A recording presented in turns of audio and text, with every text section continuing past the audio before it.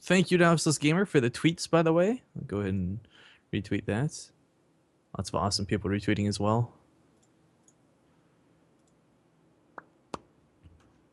But okay. Wait, is motivation Kane? Oh, I guess it is. Smurf account or an NA account or something.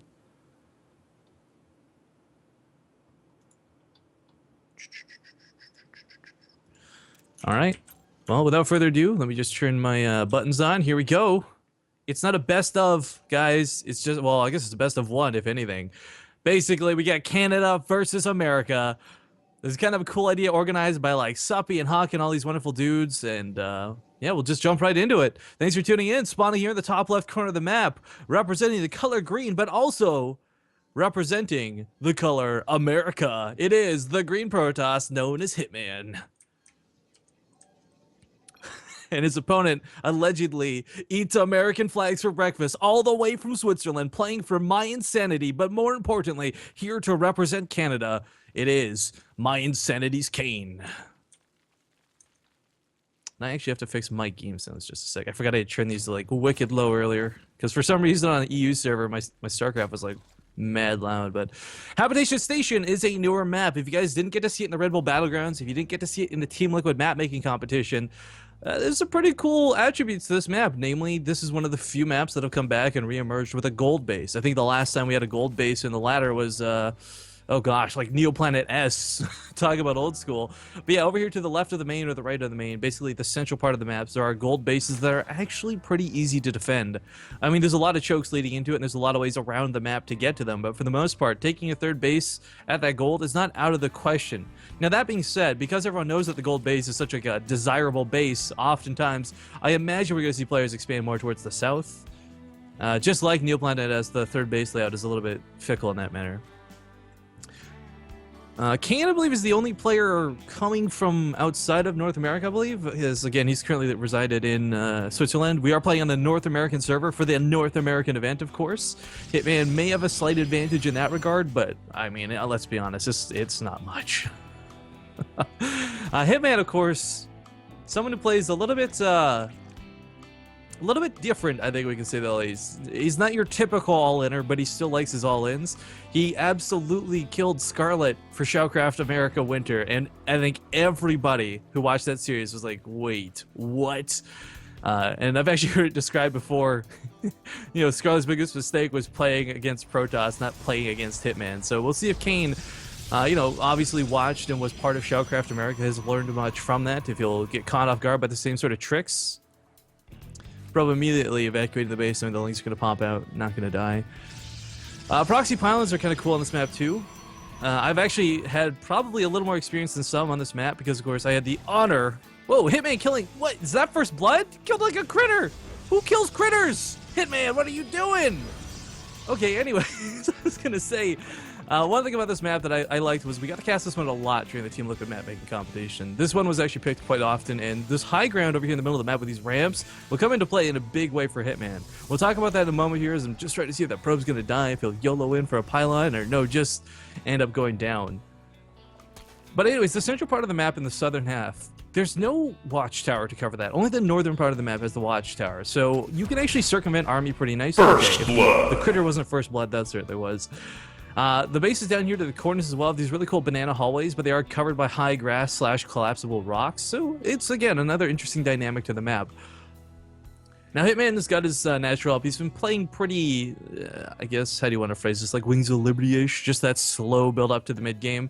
We'll see if he decides to throw down like 6 more gates out of nowhere, if he decides to go for something a little more advanced with his tech. Cybercore, of course, slightly delayed due to, well, a number of things, but also, whoa. He just showed Kane +1 weapon upgrades and then canceled it. I've not seen anyone do that before. I don't know what he plans to cancel into. Kind of an interesting move there.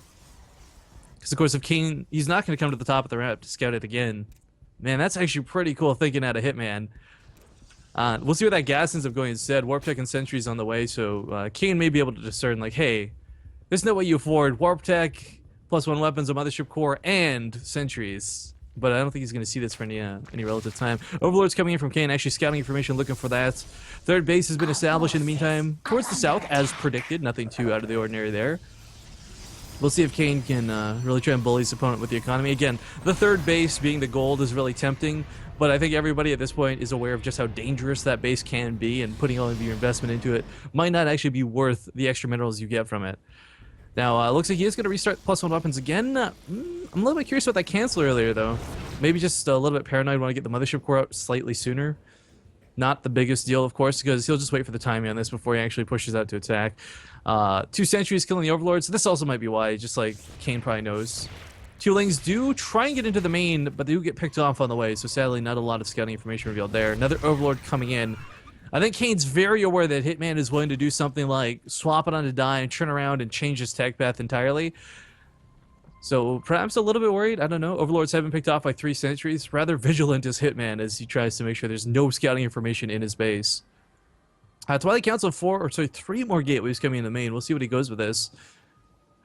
Meanwhile, Kane's only still taking 4 gases at this point. He's going to spread them out. Interesting, but creep spread's been started. It's obviously not going to be too big of a priority versus Protoss, but creep spread is still nice to see nonetheless. Oh my god, that tech timer on the right side of the map is so cool, by the way. I can't get over that. Gameheart, you done did it right. Get some player insight, guys. For those who don't know, all the players playing today are on deck. The ones that are going to play afterwards, they're all in the lobby, so just watching their teammates or watching their players. Obviously, there's some dislike of the gold bases coming out of Huck, not surprisingly so. Good guy, Suppy! Okay, a lot of sentries coming in right now. This is, quite frankly, a lot of freaking sentries. We got +1 weapons finishing up shortly, thanks to Gameheart. Total Biscuit screwing with everybody by hitting shift and enter, perhaps.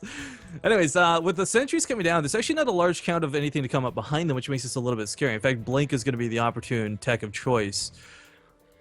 There's going to be 7 gates, but spread out between 3 bases, so not that big of a deal, in my opinion. Lots of sentries do get revealed, and this is where Kane has to start getting a little bit worried, because you don't see this many sentries without typically a push coming up afterwards.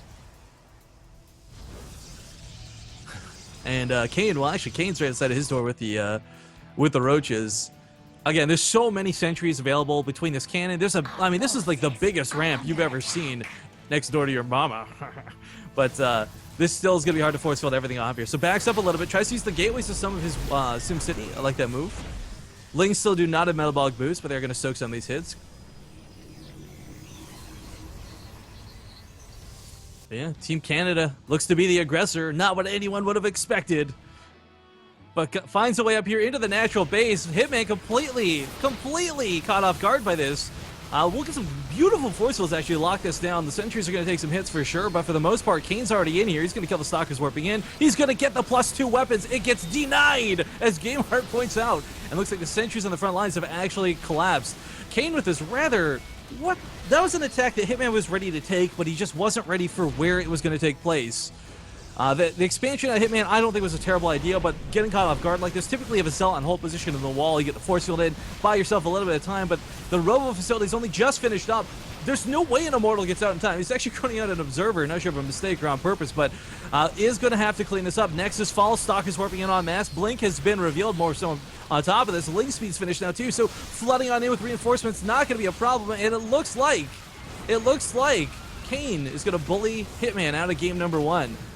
Team Canada looking pretty darn strong here. I don't know that there's anything Hitman can do, quite frankly. There's so many gateways, dancing roaches at this point. Kane. Oh, Kane. Zerg BM at its finest. I'm going to chase towards the main here. This is not looking too good for Hitman. A good force... Oh, not a good force field. What? It lets probes down. It lets roaches up. Not a good force field. America, did you manufacture this, or did you get it from China?